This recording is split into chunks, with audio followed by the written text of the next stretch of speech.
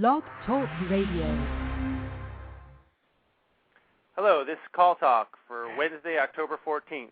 Our topic today is first call resolution, how important, how to measure. During the call, we invite you to ask questions via email at calltalk@benchmarkportal.com or call in to ask the host your questions and interact with the show. The number to call in is 347-857-3117. Everyone who asks a question via email or phone on the show will receive a free copy of Bruce's book, Benchmarking at Its Best, and one person will be chosen at random to win an in-depth reality check benchmark report value of $1,500. And now I'd like to introduce the host of Call Talk, Bruce Belfiore. Thank you, Sean. Welcome back to Call Talk, everyone. And today we'll get our hands nice and dirty with a metric that has risen on the radar screen over the last decade, first call resolution. That is, the percentage of your calls that come into your center that are satisfied completely on the first call. The callers who are able to interact with you either by machine or by human interface, who have what they want when they put the phone down. So, Sean, in fact, speaking about getting our hands nice and dirty, I remember when my son was a bit younger, I used to think of FCR as first cry resolution. So, was I able to figure out what he wanted the first time he cried? Food, drink, diaper change. Now, for me, that was true FCR. If it only were that easy in the call center.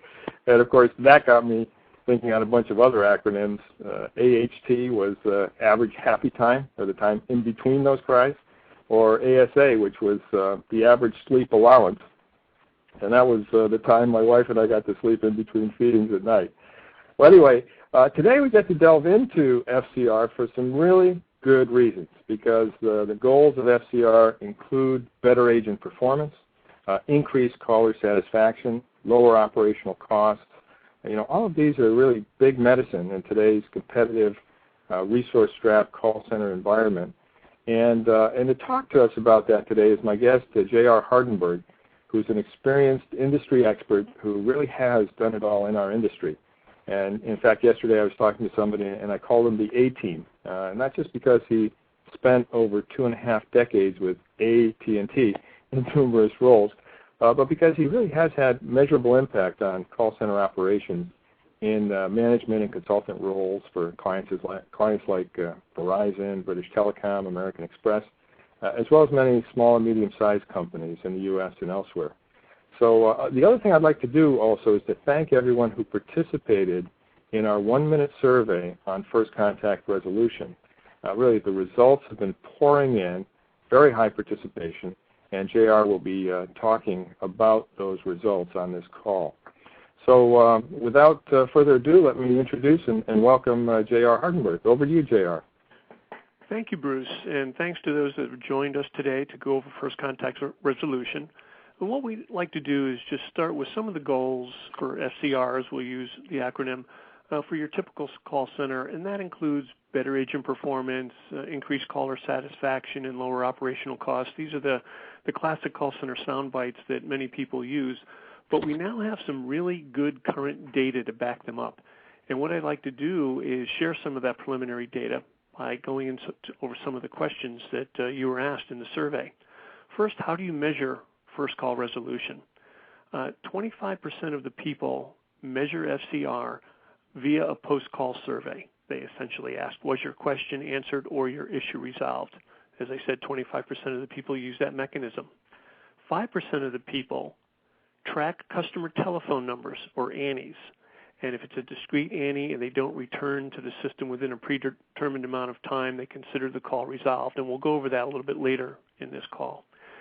16% of the people say that their agents are responsible for indicating whether or not the call is resolved. So they're leaving it totally up to the agent to track whether or not they feel the call was resolved.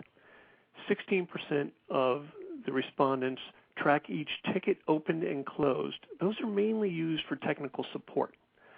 However, 26%, more than 1/4 of the respondents, do not measure FCR currently, and that is a key performance indicator that you really want to pay attention to. So we'll go over the best ways to do it as this call flows through, and we ask for any of your input following that.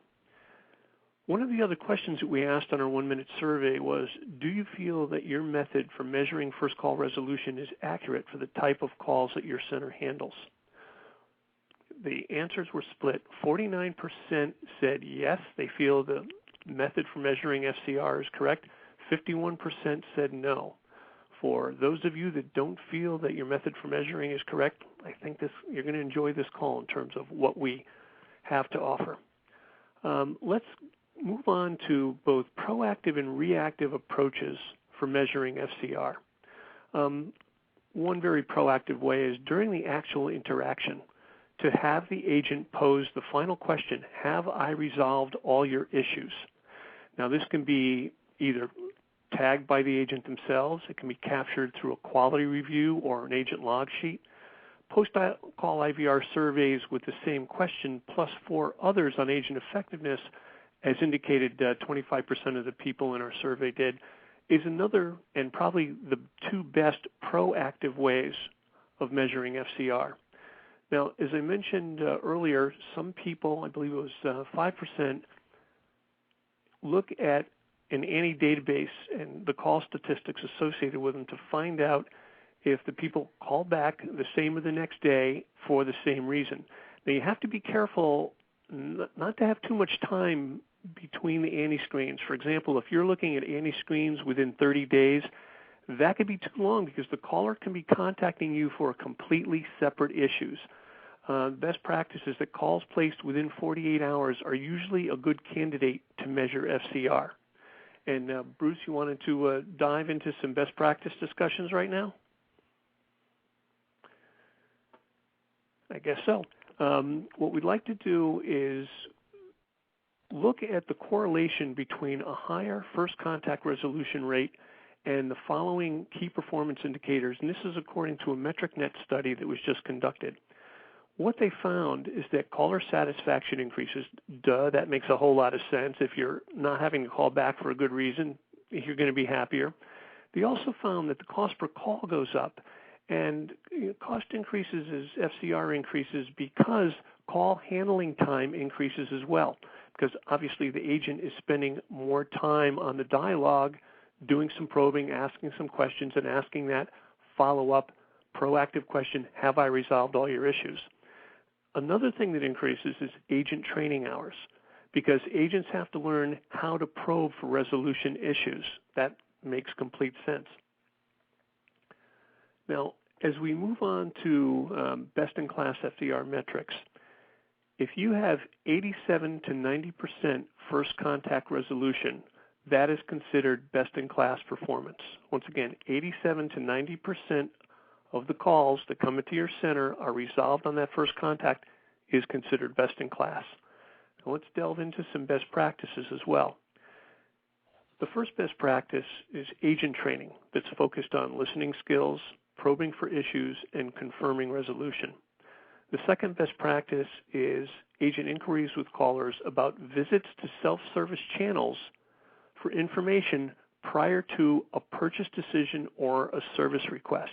And I'll be giving you some statistics in just a little while which lend themselves to why should I ask people whether they've been to our website before? Better than half the people visit a self-service channel before they make a service request or a purchase decision. So it's important to take a look at all potential contact channels. As we finish this call out with a multi-channel discussion, that's going to become particularly important.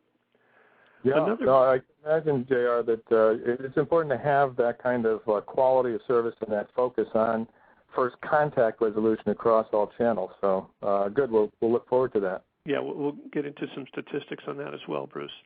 And when you look at multiple measurement mechanisms, and that includes the post-call IVR surveys, quality review scoring, and any capture reports from toll-free vendors, they have to be combined to give you an accurate FCR picture, because maybe someone went to a website to look at some information, requested some information, requested some resolution, or actually had their answer resolved through an FAQ database. So you have to find out if they've achieved what they intended to achieve when they hit the website and had their answers given to them, and they went away and didn't have to reach out to you in the contact center or through another channel.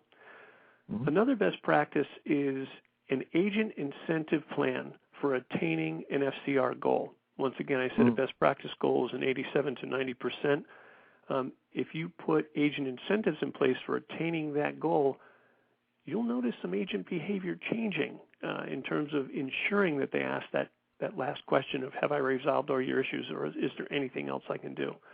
Bruce, do you have anything to add on that? Yeah, I do. It's interesting. There was a time when everyone was looking at average talk time. This was Big E, particularly when budgets had to be cut and the screws were being put on a lot of agents to finish the calls quicker than maybe they should. And actually, it is a good idea, obviously, to coach your people toward more efficient talk times. But by adding the question at the end and then tracking it in other ways too, you make sure that the quality aspect, which is the FCR aspect, is not left by the wayside, and you don't get a lot of repeat calls. So I can see where that's absolutely essential. If you're going to track this, you want to make it something that's not only a goal for the center, but give an incentive to the agent to be rowing in the same direction. So I think that's a great point. Okay, now, one thing that's come up in our exploration of first contact resolution is, does it apply to every particular center? And the answer is no. FCR does not apply to all centers, and it really depends on the nature of the interaction. Let's go over some examples. First of all, call centers who have to dispatch people to fix stuff usually just schedule appointments during the first call. And, some examples include, if you're a member of AAA and you make a call for emergency roadside assistance, that resolution can take 1 to 3 hours after the call. They just want to find out where you are, what the nature of your problem is, and get a tow truck to help you. Or another example, if you have to call Sears to fix a broken appliance in your home, that can take a couple of days based on when everyone's available. Another example relates to utility companies dealing with setting up new accounts or handling power outages or water issues. That can be longer due to many departments being involved in the resolution. So these centers really shouldn't measure FCR. Again, back to MTTR, the mean time to repair or resolve might be a better metric for them. And every once in a while, you get a nagging technical glitch or an intermittent problem with a consumer electronic. And not only are they nerve-wracking, but they're very seldom resolved on one call, especially if it appears intermittently. So you don't want to beat yourself up by measuring and sticking to an FCR goal in these particular cases. Anything you want to add to that, Bruce? Well, another question that I would have, actually, and then Sean's got a question, but are there cases as well where, for instance, someone asks, or the agent asks at the end, has your matter been resolved?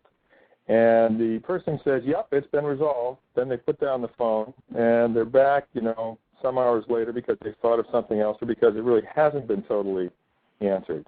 Have you run up against that? And is there really a way to deal with that, or just by sort of double teaming the FCR metric by having the agent ask and tracking ANIs?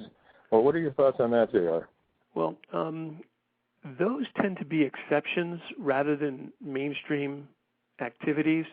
There are people that will forget things, or, I forgot to ask you about this. It may not be part of the resolution, but it's still part of the interaction.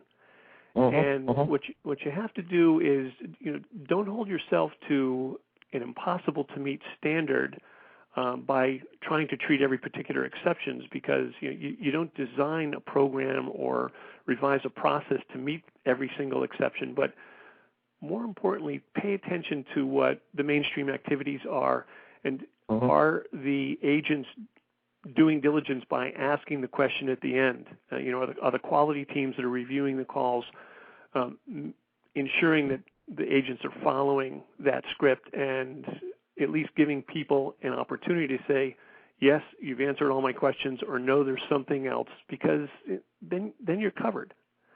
So I guess, have a situation, too, where if you had suspicions about this, you could have the agents asking the question. You could track ANIs, ANEs. If you found that there was some statistically significant, deviation between one and the other, then you could look into it more in more detail. Otherwise, as you said, it'd be a statistical anomaly and not something to really worry too much about. Yeah. Okay. Usually, if it's better than 3 to 5% of your call volume, then it's worth worrying about. Right. Okay. But in closing, the centers that really shouldn't worry too much about FCR should introduce a metric of mean time to repair or resolve. And they should establish a baseline for what the mean time to repair or resolve is. That could be in the case of the broken appliance, in the case of turning power back on after, lack of bill payment, that type of thing. And then focus on process improvements to shorten that cycle. Yeah, okay. Actually, if people on the phone are really interested in things like arbitrage and also trying to do the field service benchmarking, it's something that we've been asked more and more to get into. And so if we get enough emails on that, we may see more action on that. So that'd be good. Sean, I'd like to invite you in. I think you've got a question to ask from one of our listeners. Yes, we have a question from David. His question is, what is the best way to start measuring first call resolution? Okay, JR. The best way to start measuring it, that would be with, let's go back to the survey. The survey said that most people... So many of those people, sorry to interrupt, but so many of those people just aren't doing it yet, and it may seem like a daunting task. So it's a great question, David. Yeah, 26% aren't, but 25% are asking via a post-call survey, was your question answered? And there's a couple of ways you can do that. You can, and the easiest is have it accommodated by a voice response system. You can have calls sent to a voice response system following the call, and if you have a computer telephony integration set up, you can program it so that the call is held after the agent disconnects, and it is sent right to a survey, a very short survey that asks the operative question, was your question answered or your issue resolved, and was the agent helpful and polite and all that stuff. You can give callers the option to participate in a survey up front when they get into the queue by indicating yes or no with their touchtone pad. That's what a number of centers use with great success. So that's the first way to start. The second way is if you have a quality team and you record your calls, you introduce an agent script that says, please ask every caller at the end of the dialogue whether or not their issue has been resolved. And we will be tracking it through our quality team, so make sure that they adhere to that request. So those are the top two ways to start without involving a whole lot of technology or cost. It's usually like a process change or a script rewrite. Okay, good. And David, if you have any comments on that response, please feel free to email them in again. Sean, I think you have another couple of questions there. Yeah, the next the next question comes from Liz. What are agent codes? Agent codes are part of an automatic call distribution function, and they're usually set up in advance in the ACD. And when a caller hits a code, it's all done on their touchtone pad. Their call codes usually 1 through 9, and it indicates that something has occurred. And it's a very inexpensive way of tracking things during an interaction. For example, I've seen in a sales call center, if someone is responding to us because of a newspaper ad, then they push 1, and that's an event code. If they are coming to us through a radio ad campaign, then they push 2. If they are coming to us by word of mouth, they push 3.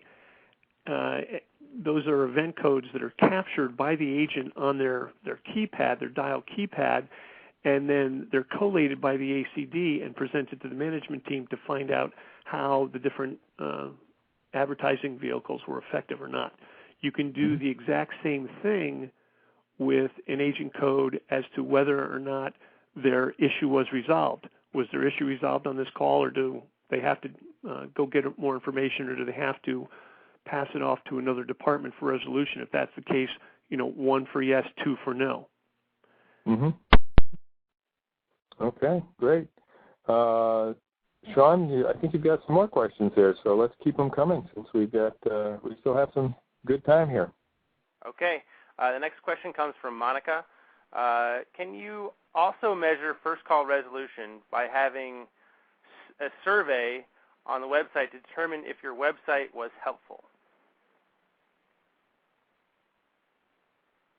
So that would be first contact resolution. In other words, to determine whether someone on their first visit to the website, this would be getting into the multi-channel part, I would think, JR, whether they were able to resolve the first time on the website. What do you think about that? Hello? I think we lost JR. He'll be dialing back in. Okay, all right. But and Monica did ask for first contact resolution. You're right. And here's JR. Okay. Yeah. Okay. We'll wait till JR is back on. I'm back. I'm back. For some reason, I hope I didn't commit any talk-off crime. No, I think what it is, we actually have a lot of listeners on right now, so the system may be getting overloaded. But okay. Are there any other questions? I went over the agent codes. Yep. Are there any other questions after that, Sean? We just asked, Monica had a question. Can you also measure first contact resolution by having a survey on the website to determine if your website was helpful? Yes, you can. And we'll get into that when we get into multi-channel as well. That's a very good practice. Okay. Why don't we go to Chris's question then? When issue resolution is dependent on other departments, how do others measure first call resolution? Good one. Good one. Okay. That's when you can't beat yourself up too much by being accountable for that which you don't have responsibility for. That in that case, you move to that mean time to resolve metric, and you get to the people that oversee the P&L of that particular department and very politely say, let's do this together because our entire customer relationship is at stake. And so you broaden it to look at other areas of the enterprise that are involved in your success and make it their success as well. Yeah, I think I would add to that, so many of the things that have come up on Call Talk over the last few weeks point to one of the things we hammer home in the College of Call Center Excellence, et cetera, and that is the importance of building a radial organization so that you are linked in with those areas that depend on you and that you depend on. And in fact, in some cases, making them more dependent on you, people in marketing and other places we've talked about, can up your profile and also your worth within the organization. This is a perfect example of where doing what JR said, making sure you're totally networked with. Maybe it's a series of meetings followed by an every Monday call or something like that to track things, see how you're doing. Could be very, very important. So where you're dependent on other people, don't throw up your hands and say, oh, it's them, and I can't do anything about it. We have seen situations in the insurance industry, in the finance industry, where that dependency can, in fact, become a hand-in-hand type of thing if you put some effort into it. So, JR, do you have anything to add to that? No, bringing up the radial organization is very appropriate, Bruce. That's a good point you make. Okay, great. Sean, do we have some more? Yes, we have a question from Helen. Do survey results vary whether the survey was conducted by a third party or by the service provider? Are callers shy of giving bad marks to providers? Wow. If you try, let me give an initial response, Bruce, and please follow up with your thoughts. If you make the survey as, what's the word I'm looking for? Neutral?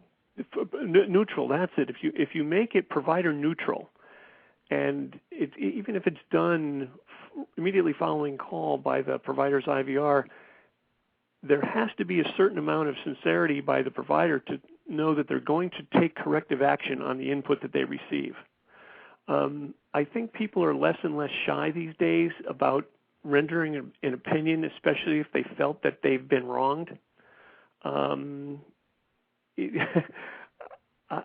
pity the provider that takes negative action on a harsh comment or a constructive criticism, because everyone's out to improve what they're offering.